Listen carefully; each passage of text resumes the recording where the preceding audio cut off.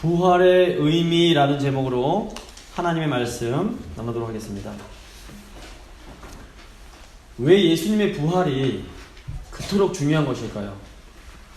사실 이 지구상엔 신비한 일들이 정말로 많이 있습니다. 예수님의 부활도 우리가 설명할 수 없는 이런 신비한 사건들 중에 하나에 불과한 것이 아닐까요? 예수님의 부활이 중요한 것은 예수님의 부활이 우리의 운명과 직접적으로 관련이 되기 때문입니다. 그렇기 때문에 우리는 우리가 죽은 후에 어떻게 될 것인지를 좀 진지하게 생각해 볼 필요가 있습니다. 어떤 사람들은 눈에 보이는 것이 전부이고 사람이 죽으면 그냥 모든 게 사라져 버리는 것이다 라고 생각을 합니다. 하지만 우리 그리스도인들은 죽음 이후에도 또 다른 삶이 있음을 믿고 있습니다. 중요한 것은 우리가 죽음 이후의 삶에 대해서 어떻게 알 수 있는가 하는 것입니다. 근데 예수님의 부활을 통해서 우리는 죽음 이후의 삶이 있음을 알게 됩니다. 기독교의 가장 중요한 진리 중 하나가 예수 그리스도의 부활입니다. 만약에 예수님께서 정말로 죽음 가운데서 살아나셨다면 죽음 이후에도 삶이 존재하는 것이 분명합니다. 오늘 본문인 고린도전서 15장은 부활의 장이라고 불립니다. 사도 바울은 여기서 예수님의 부활과 그 의미에 대해서 설명을 해줍니다.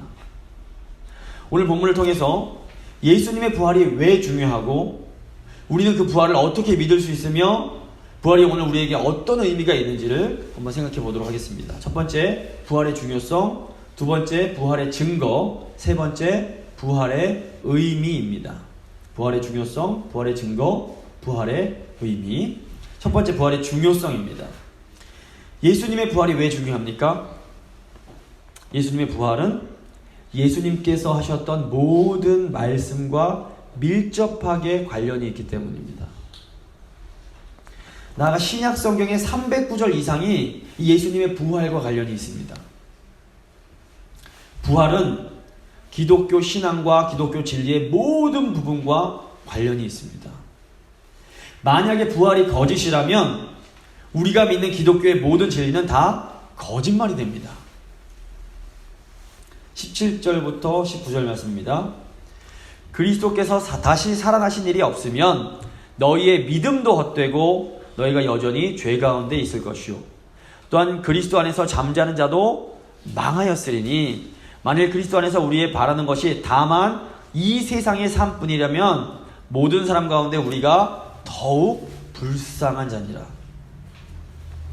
이 고린도 교인들 중에서도 예수님의 부활은 믿지만 성도의 부활은 믿지 못하는 사람들이 있었던 것 같습니다. 사도 바울은 만약에 사람이 부활하는 것이 불가능하다면 예수님의 부활도 불가능하다라고 말을 합니다. 예수님도 완전한 인간이 되셨기 때문입니다.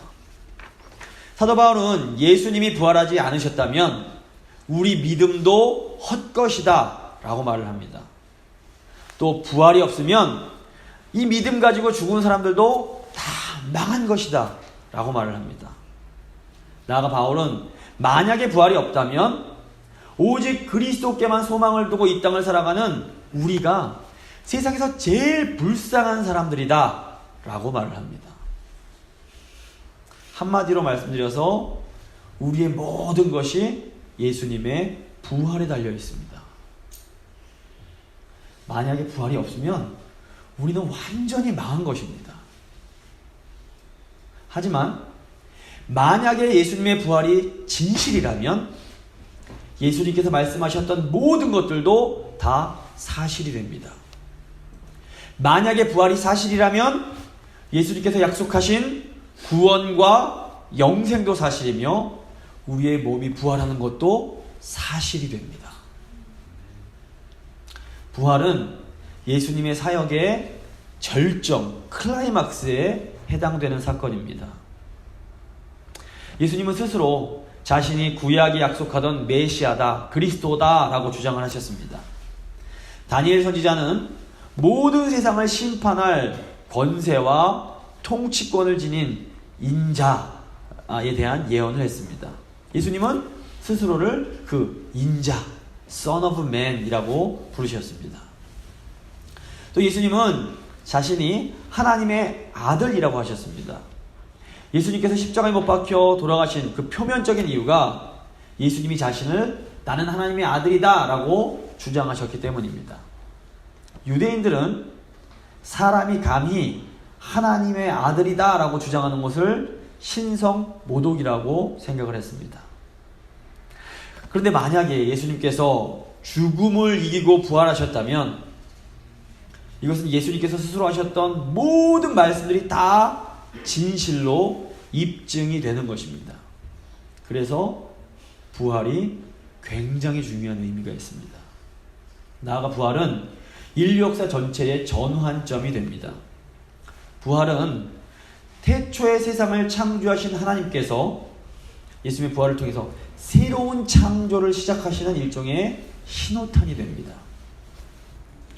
부활절 아침에 예수님께서 이 무덤 밖으로 걸어 나오시는 이 순간 이 인류의 역사는 완전히 새롭게 다시 시작이 됩니다. 부활이야말로 하나님의 새로운 세상이 새롭게 시작되는 순간이었습니다.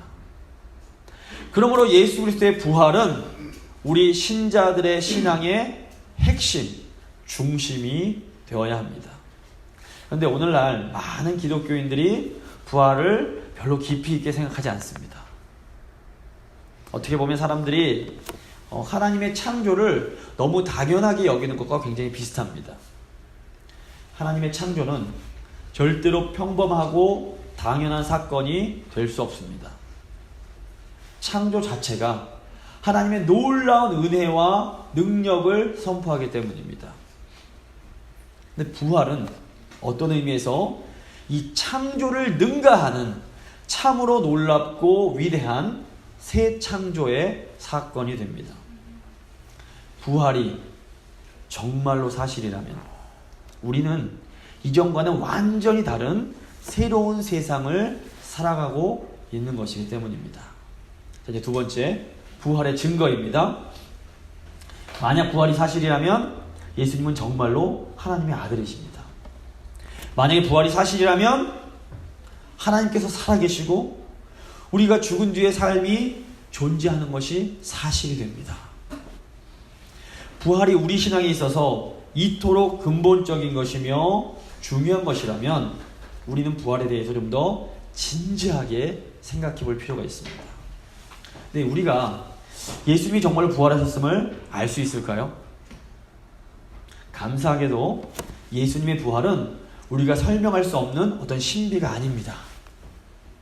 우리는 예수님의 부활이 실제로 일어났었는지 일어나지 않았는지 조사해 볼 수 있습니다. 성경과 또 교회의 역사에 있는 증거들을 조사해 보면 우리는 이로부터 어떤 결론을 내릴 수 있습니다. 무엇보다 예수님이 돌아가신 후에 제자들의 모습이 예수님께서 부활하신 것에 대한 가장 강력한 증거가 됩니다. 예수님의 부활은 사람들이 상상조차 할 수 없었던 사건입니다. 심지어 예수님의 제자들도 예수님이 다시 살아나실 거라고 전혀 생각하지 못했습니다. 1세기 유대 기록을 보면 예수님 말고도 자신을 메시아라고 주장했던 사람이 아주 많이 있었습니다. 예수님 전후에 100년 안에 내가 메시아다라고 주장했던 사람이 10명도 넘게 있었습니다. 이들도 자신이 메시아다라고 외치면서 소위 메시아 운동을 일으킵니다. 그런데 이런 모든 메시아 운동들은 창시자가 죽으면 자연스럽게 소멸되어 버렸습니다. 간혹 계속해서 이 운동을 이어가고 싶은 추종자들이 자신들을 이끌어줄 이끌어줄 메시아의 형제나 사촌을 찾아서 우리를 좀 인도해 주십시오라고 부탁을 한 경우는 있습니다. 하지만 이 메시아의 추종자들이 자신들의 그 죽은 창시자가 다시 살아났다, 부활했다라고 주장한 경우는 단 한 번도 없었습니다. 그런데 예수님의 제자들은 이들과는 전혀 다르게 행동을 합니다. 예수님의 제자들은 초대교회의 지도자이던 야고보를 우리의 새로운 메시아다라고 부르지 않고 그냥 주님의 형제라고 부릅니다. 그들은 여전히 자신들이 따르던 예수님을 메시아, 그리스도라고 부릅니다. 예수님께서 이미 십자가에서 돌아가셨는데 왜 제자들은 예수님을 여전히 그리스도, 메시아라고 불렀던 것일까요? 제자들이 부활하신 그리스도를 목격했기 때문이었습니다. 고린도전서 15장, 저기 읽지 않았지만 1절부터 11절을 보시면 사도 바울은 고린도 교회의 교인들에게 예수님의 부활을 목격한 증인들이 지금도 생생하게 두 눈 뜨고 살아있으며 나도 부활하신 예수 그리스도를 봤다라고 말을 합니다. 자, 고린도전서 15장 3절부터 8절까지를 한번 읽어드리도록 하겠습니다. 바울이 고린도 교인에게 썼던 편지입니다. 내가 받은 것을 먼저 너희에게 전하였노니 이는 성경대로 그리스도께서 우리 죄를 위하여 죽으시고 장사 지낸 바 되었다가 성경대로 사흘 만에 다시 살아나사 게바에게 보이시고 후에 12제자에게와 그 후에 500여 형제에게 일시에 보이셨나니 그 중에 지금까지 대다수는 살아있고 어떤 사람은 잠들었으며 그 후에 야고보에게 보이셨으며 그 후에 모든 사도에게와 맨 나중에 만삭되지 못하여 난 자 같은 내게도 보이셨느니라. 예수님께서 주후 30년경에 십자가형을 당하시고 다시 부활하십니다. 사도 바울이 고린도전서를 쓴 시기가 주후 약 50년경이라고 추측을 합니다.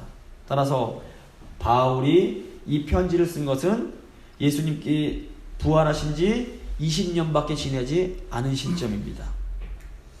이때는 예수님의 부활을 목격한 증인들이 살아있을 때입니다. 사람들은 바울의 말이 참인지 거짓인지 얼마든지 확인할 수 있었습니다. 더욱이 예수님께서 십자가를 지실 때만 해도 제자들은 두려워서 다 도망을 쳐버립니다.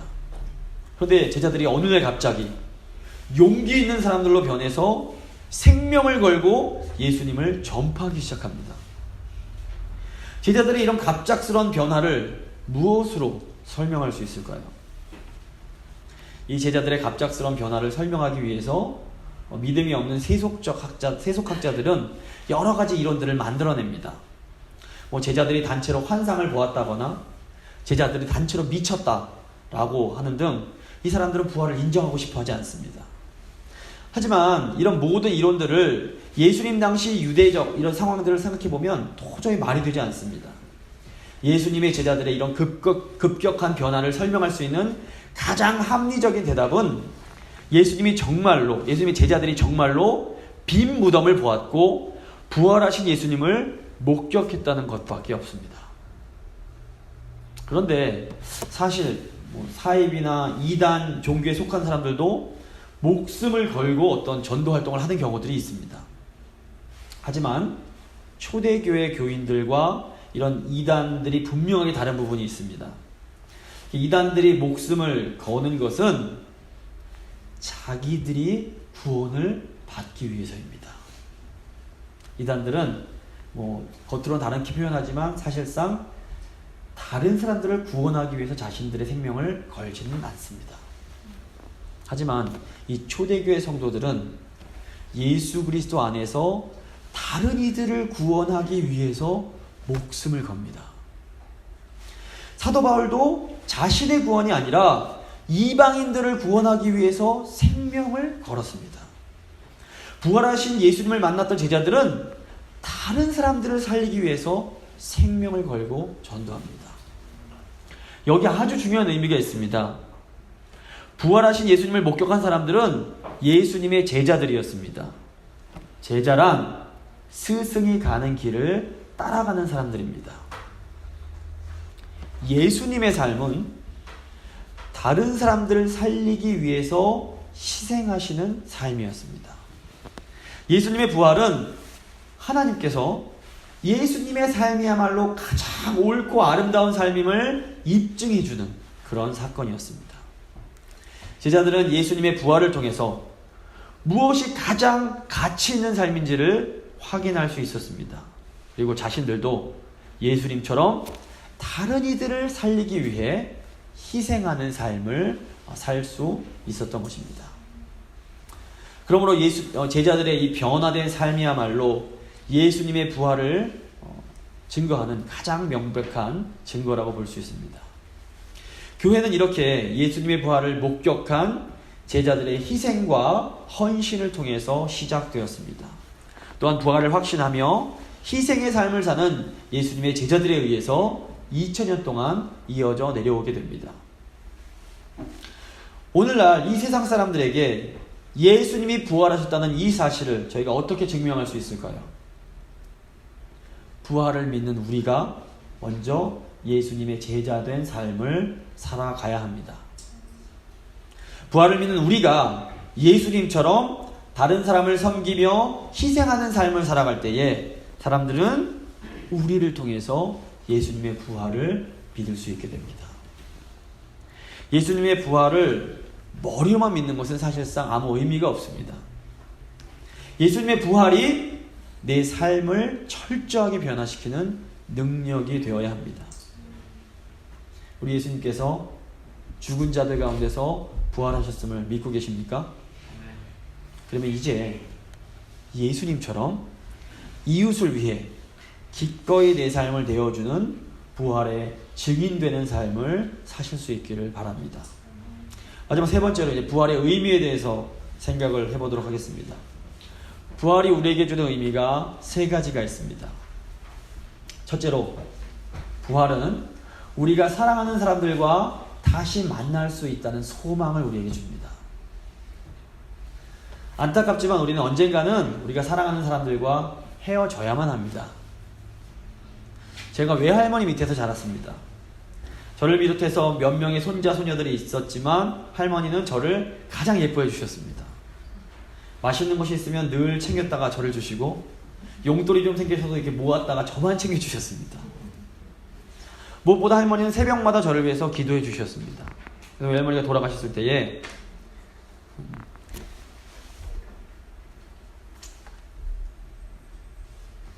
죄송합니다. 제가 엉엉 목 놓아서 울었던 기억이 있습니다. 그런데 저에게는 언젠가 우리 할머니를 다시 볼 수 있다는 이 소망이 굉장히 큰 위로가 됩니다. 데살로니가 전서 4장 13절 14절 말씀입니다. 형제들아, 자는 자들에 관하여는 너희가 알지 못함을 우리가 원하지 아니하노니 이는 소망 없는 다른 이들과 같이 슬퍼하지 않게 하려 함이라. 우리가 예수께서 죽으셨다가 다시 살아나심을 믿을진데 이와 같이 예수 안에서 자는 자들도 하나님이 그와 함께 데리고 오시리라. 사도 바울은 죽음으로 사랑하는 사람들과 헤어져서 슬퍼하는 성도들을 위해서 이 편지를 썼습니다. 죽음으로 사랑하는 사람들과 헤어질 때 우리는 슬퍼할 수밖에 없습니다. 예수님도 사랑하는 나사로의 죽음을 보셨을 때 눈물을 흘리셨습니다. 잠시 후에 나사로를 다시 살려주실 것이면서도 이 죽음을 보시고는 슬퍼하셨습니다.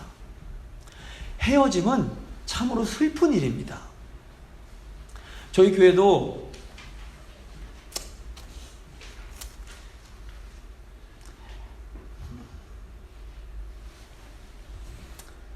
연세가 많으신 어른들이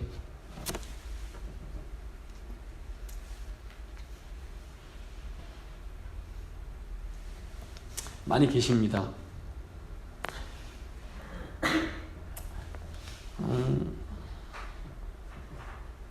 제가 언제부턴가 이제 어른들을 생각하고 곧 때가 되면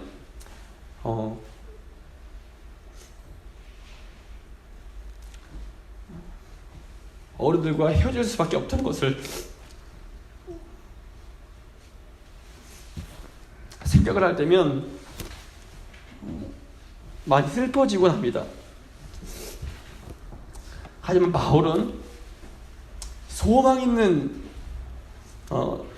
우리의 슬픔은 소망 없는 자들의 슬픔과 같지 않다라고 말을 합니다. 소망을 가지고 슬퍼하는 것과 소망 없이 슬퍼하는 것은 완전히 다릅니다. 부활은 우리에게 사랑하는 사람들을 곧 다시 볼 수 있게 될 거라는 아주 강력한 소망이 됩니다. 이 소망이 주는 위로를 이 부활 아침에 굳게 붙잡으실 수 있기를 바랍니다. 둘째로 부활은 우리가 이 험한 세상을 살아갈 때 아주 큰 위로를 우리에게 줍니다. 세상을 살아가다 보면 참 힘든 일이 있을 때가 많이 있습니다. 살다 보면 정말 견디기 힘든 일들이 종종 일어납니다. 직장을 잃기도 하고 사랑하는 사람들을 잃기도 하고 병 때문에 가정이 무너지고 관계가 깨어지기도 합니다. 이런 일들이 우리 주위에서 계속해서 일어납니다. 그런데 하나님은 그냥 가만히 침묵하고 계시는 것처럼 보입니다. 심지어 나한테 전혀 관심이 없는 것처럼 보이기까지 합니다. 하지만 정말로 예수님의 부활이 사실이라면 어떻게 될까요? 부활은 하나님이 우리를 진심으로 돌보고 계심을 우리에게 확신케 해줍니다. 부활은 이 땅에서의 삶이 나에게서 끝이 아니라는 것을 알려줍니다. 우리는 이 땅에서보다 훨씬 더 많은 시간을 하나님과 함께 영원히 보내게 될 것입니다. 우리가 이 부활을 믿고 나면 이 세상을 보는 관점 자체가 달라지게 됩니다. 이 땅의 삶이 전부가 아닙니다.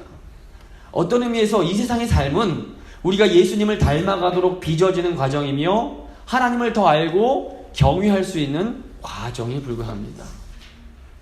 하나님께서 우리 각자에게 주시려고 하시는 가장 좋은 삶은 아직 오지 않았습니다. 그러므로 아무리 힘들다고 해도 우리의 삶은 아직 끝이 아닙니다. 셋째로 부활은 우리의 모든 것들이 회복되는 소망을 우리에게 줍니다. 20절입니다. 그러나 이제 그리스도께서 죽은 자 가운데서 다시 살아나사 잠자는 자들의 첫 열매가 되셨도다. 예수님은 부활의 첫 열매가 되사 몸을 입고 다시 살아나셨습니다. 우리가 예수님처럼 다시 살아날 때에 우리의 몸과 우리의 정신과 우리의 영혼은 완전히 새롭게 됩니다. 우선 예수님의 부활하신 몸은 장차 우리의 몸이 어떻게 부활하게 될지를 보여줍니다. 우리는 죽은 후에 몸 없이 하늘을 둥둥 떠다니게 되는 것이 아닙니다. 우리는 예수님과 같은 초자연적인 몸을 가지고 새 하늘과 새 땅에서 살게 됩니다.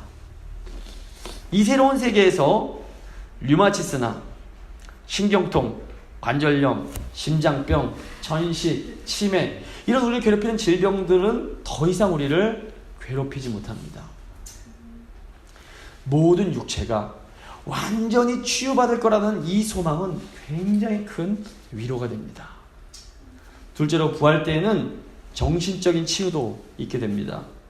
사실 모든 사람들에게는 어느 정도는 정신적인 문제가 다 있습니다. 모든 사람들은 어린 시절에나 또는 삶의 경험을 통해서 마음속에 새겨진 감정적인 상처들이 있고 그것이 우리의 정신을 형성하게 됩니다. 근데 부활 때가 되면 이런 모든 정신적인 상처들도 다 치유가 됩니다. 우리는 그래서 투명하면서도 깊이가 있고 쾌활하면서도 안정적인 정신적으로 완전한 사람이 되어 모든 어떤 뇌질환이나 불안, 감정적인 어려움에서 자유롭게 됩니다. 세 번째로 부활의 때에는 영적으로도 완전히 회복이 됩니다. 무엇보다 우리는 죄로부터 완전히 자유로워지게 됩니다. 우리가 무슨 생각을 하던 그 생각은 참으로 아름답고 의롭고 거룩한 생각이 될 것입니다. 우리가 무슨 행동을 하던 그 행동은 다른 사람을 사랑하고 하나님을 높여드리는 아름다운 행동이 될 것입니다. 예수님의 부활이 우리에게 이렇게 엄청난 소망을 줍니다. 그리스도 안에 있는 우리는 이 소중한 소망을 가지고 있는 사람들입니다. 이 부활의 아침에 이 영광스러운 부활의 소망을 굳게 붙잡고 살아가시는 우리 교회 들기를 간절히 소망합니다.